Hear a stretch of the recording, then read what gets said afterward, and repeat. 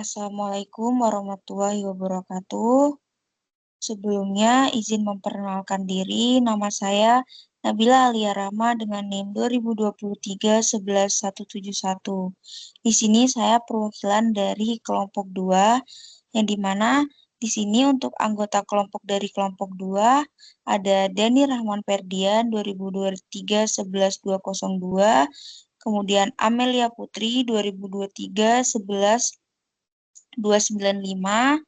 Jonathan Zevanya 2023-11-0999, dan juga Muhammad Arya Pratama dengan NIM 2023-11-013. Di sini kami akan membahas mengenai soal UTS Sistem Kontrol Adaptif. Next.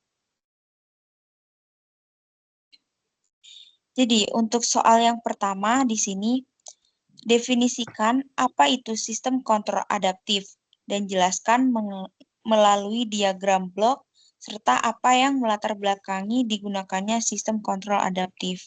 Nah, jadi sistem kontrol adaptif itu merupakan sistem kontrol yang dapat menyesuaikan, mengadaptasi parameter kontrolnya secara otomatis ketika terjadi perubahan pada karakteristik plan atau lingkungan.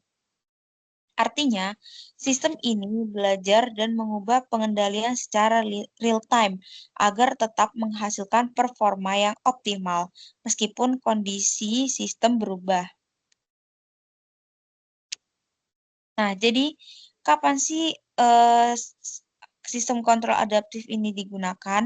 Jadi, ini digunakan yang pertama itu pada saat parameter plan tidak diketahui dengan pasti. Yang kedua, saat parameter plan itu berubah-ubah dari waktu ke waktu atau time varying. Dan yang ketiga, saat ada gangguan yang terjadi pada diprediksi. Nah, ini untuk gambar dari diagram blok dari sistem kontrol adaptif. Next. Nah, untuk penjelasannya, yang pertama itu ada set point, yang dimana set point itu merupakan nilai target yang ingin dicapai oleh sistem. Dan kemudian ada controller, yang dimana menghasilkan sinyal kontrol untuk mengatur plan berdasarkan set point dan parameter yang dihasilkan. Dan yang ketiga di sini ada kontrol sinyal. Nah, yang dimana kontrol sinyal ini merupakan sinyal keluaran dari kontrol yang masuk ke plan. Dan yang keempat ada plan, yang dimana merupakan sistem fisik yang dikendalikan seperti motor, alat, proses, dan lain-lain. Kemudian yang kelima ada output, yang dimana output di sini hasil aktual dari plan, yang dimana dipakai untuk menghitung error dan penyesuaian. Yang keenam ada parameter adjustment, yang dimana di sini bagian yang menyesuaikan parameter kontrol secara otomatis berdasarkan output atau error agar sistem tetap optimal. Dan yang ketujuh di sini ada kontrol parameter, yang dimana merupakan parameter gain atau konstanta yang terus diubah oleh parameter adjustment untuk menyesuaikan kontrolernya. Nah, di sini untuk referensi yang saya gunakan. Next. Nah, untuk soal 1.2 akan dijelaskan oleh rekan saya. Jonathan Jepanya 2023-11-099. Saya akan menjelaskan soal 1.2. Apa bedanya sistem kontrol adaptif dengan konvensional feedback control? Jelaskan dengan diagram blok dan buat minimal 5 perbedaannya dalam tabel. Nah, kontrol konvensional feedback control merupakan sistem kontrol yang menggunakan parameter kontrol tetap atau konstan. Pengendali seperti PID, PI atau pairing menggunakan nilai gain yang tidak berubah meskipun kondisi sistem berubah. Sistem bekerja dengan membandingkan output terhadap set point, kemudian mengoreksi error menggunakan aturan yang sama sepanjang waktu. Sedangkan kontrol adaptif merupakan sistem kontrol yang dapat menyesuaikan parameter kontrolnya secara otomatis dan real time berdasarkan perubahan karakteristik sistem, gangguan, atau kondisi beban yang berubah. Sistem ini biasanya memiliki parameter estimator atau model reference yang terus-menerus memonitor perilaku sistem dan memperbarui nilai gain agar kinerja tetap optimal. Nah, di sini bisa dilihat perbedaan diagram blok dari kontrol adaptif, dan kontrol konvensional. Next. Nah, di sini terdapat 5 perbedaan. Yang pertama, pada kontrol konvensional, parameter kontrol misal PID gain bersifat tetap. Pada kontrol adaptif, parameter kontrol berubah otomatis mengikuti kondisi sistem. Yang kedua, pada kontrol konvensional kurang efektif untuk sistem yang berubah-ubah atau time varying. Pada kontrol adaptif dapat menangani sistem time varying atau tidak diketahui. Yang ketiga, pada kontrol konvensional sensitif terhadap perubahan beban dan gangguan. Pada kontrol adaptif lebih robust terhadap perubahan beban dan gangguan. Yang keempat, pada kontrol konvensional kinerjanya stabil tetapi terbatas pada kondisi yang diprediksi. Pada kontrol adaptif, kinerjanya optimal di kondisi dinamis lebih fleksibel. Yang kelima, kontrol konvensional implementasi sederhana dan biayanya rendah. Pada kontrol adaptif lebih kompleks karena membutuhkan estimator atau model tambahan. Selanjutnya akan dibacakan oleh teman saya.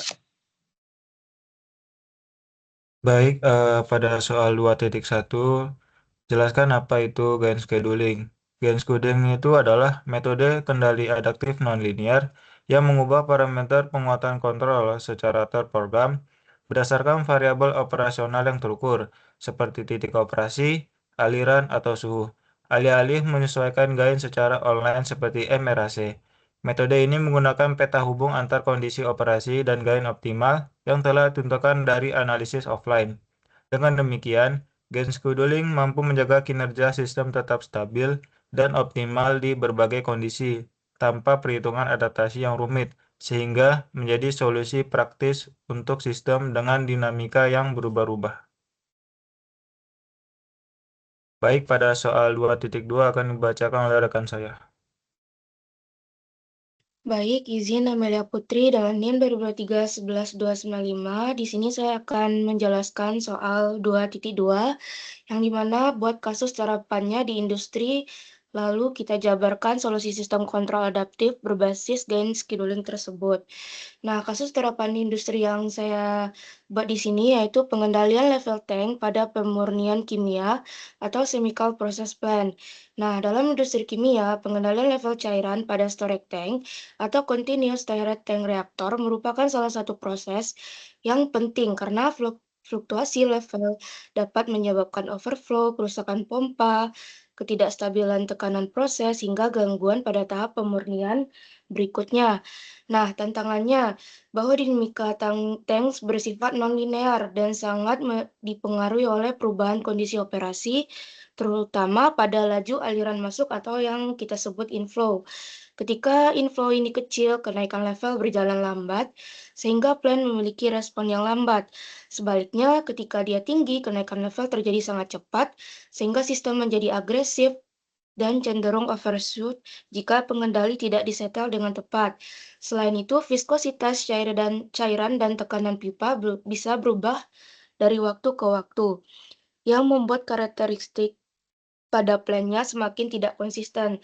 Nah, PID tunggal tidak mampu memberikan performa yang optimal pada semua kondisi tersebut, sehingga diperlukan pendekatan gain scheduling sebagai sistem kontrol adaptifnya.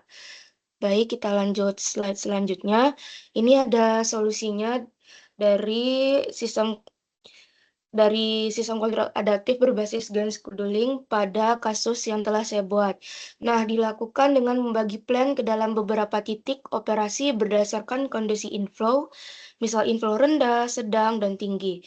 Ketika setiap kondisi dimodelkan secara terpisah, lalu dirancang controller PID berbeda yang sesuai dengan dinamika masing-masing model.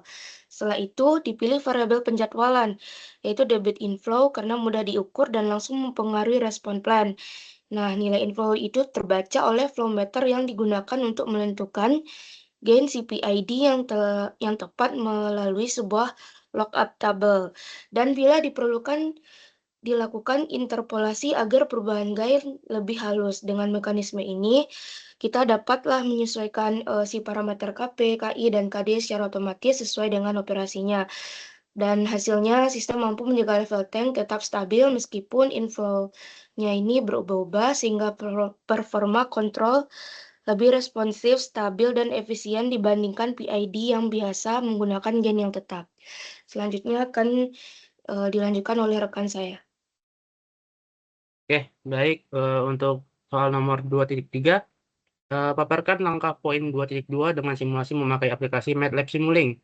Di sini ada diagram blok Simulink yang dimana alur kerja dari sistem ini yakni sinyal set point masuk ke blok sum untuk dibandingkan dengan level aktual H dari plan dan menghasilkan error. Error ini diproses oleh PID controller yang telah diatur dengan gen hasil lookup table yang dimana keluaran PID kemudian dibatasi oleh blok saturasi agar sesuai dengan batas fisik aktuator. Lalu masuk ke plan untuk memperbarui level cairan.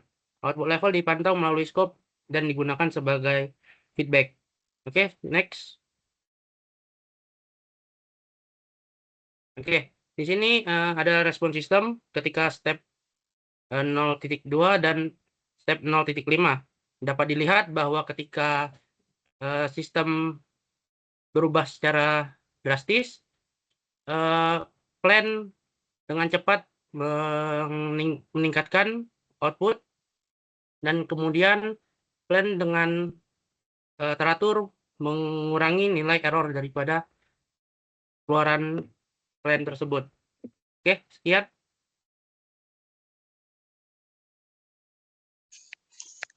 Baik, mungkin itu saja yang dapat kami sampaikan. Kurang lebihnya mohon maaf. Wassalamualaikum warahmatullahi wabarakatuh.